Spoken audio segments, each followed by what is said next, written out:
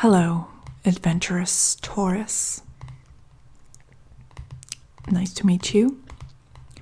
If you feel like you find it difficult to connect with that stereotypical image of Taurus that, it's quite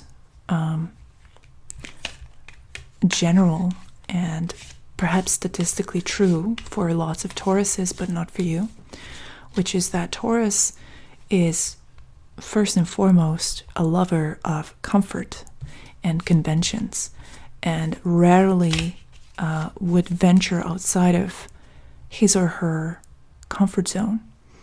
If you feel like this description does not fit you, then you're in the right place, because we're going to go beyond the stereotype and find some more core description of Taurus that you'll be able to resonate with more. So, if you are interested in seeing more videos like this, I recommend that you subscribe to my channel and like this video. If you're interested in booking a reading with me, I offer lots of astrology-based readings, tarot readings as well. You can find the description or the instructions or the information in the description box below.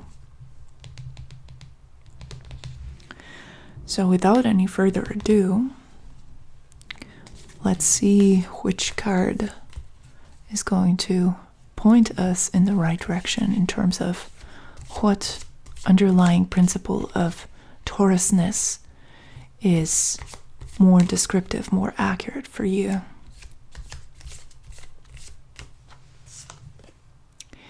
And we have the Knight of Wands. Okay. So Taurus is, as I said in the beginning, Taurus, an earth sign, is often described as someone who's kind of, I don't want to say lazy, but like someone who is somewhat set in their ways and is not willing to have that flexibility, that curiosity that would be necessary for a more adventurous life. Now you, on the other hand, are an adventurous Taurus, and so the Knight of Wands could not be more fitting for you.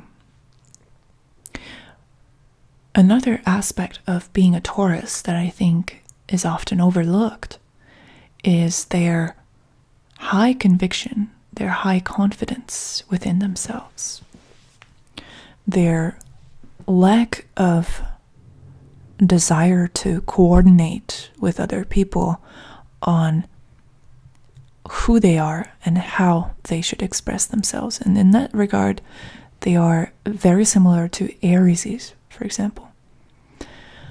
So Taurus and his stubbornness is quite legendary.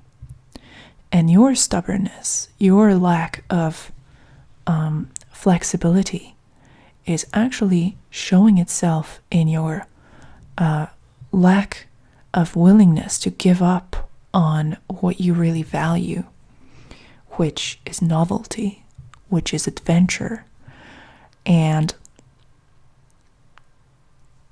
what seems to other people as an extreme life, full of adventure, full of craziness, full of detours, is actually your comfort zone. So you're not doing anything different than your other Taurus people. You're just wired differently, and for you, adventure is what makes life comfortable, what makes life habitable and worth living. And so when you're going on an adventure that's not any sort of effort, it's not a sacrifice of your comfort, it's actually you following your internal instincts and tendencies to live a life that makes the most sense of you. It's almost a life of least resistance for you.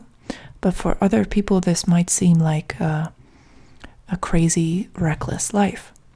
People who have different values or different inclinations than you, they might look at it and say, wow, what is going on here? How can someone be comfortable with this type of life? But for you, this is what makes sense. And for you, maybe getting outside of your comfort zone is sitting in one place, contemplating, meditating, not leaving the house, not trying anything new. So, if you're someone who wants to push their own boundaries a little and experiment, even though, as I explained, that's not a Taurian or Taurus-like way of being in the world. For you, the counterintuitive thing or what really pushes your boundaries or your limitations is to choose non-adventure. So that's just something to consider. But I wanted to shed light on how there's an inverse relationship between you and adventure, how adventure really means comfort for you. And perhaps it's worth investigating why this is the way it is.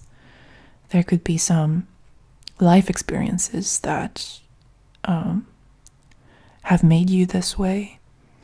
There could also be some aspects in your chart that are pointing to this different character that you're exhibiting. At any rate, I hope that you found this reading interesting or useful.